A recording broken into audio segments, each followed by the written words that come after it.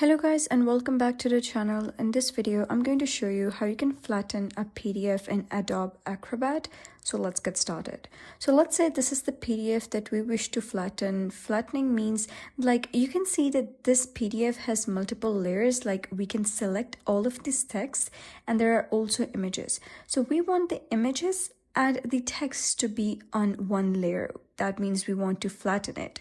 So in that case, the text will not be clickable. So in order to change any PDF to flatten one, you could open Adobe Acrobat and you can drag and drop that PDF over here. For example, I'm going to drag and drop that over here like this, and you'll be able to see that PDF loaded over here. You can see that we can select the text and we can also edit it.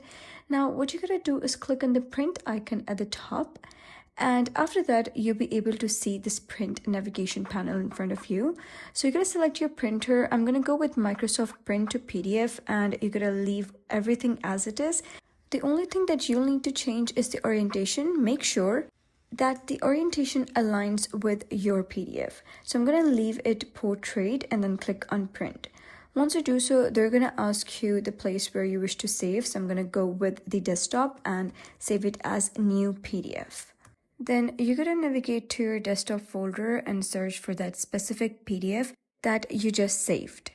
So you can see that here it is. I'm going to simply open this, and now when you do, you'll be able to see that the text is not clickable at all.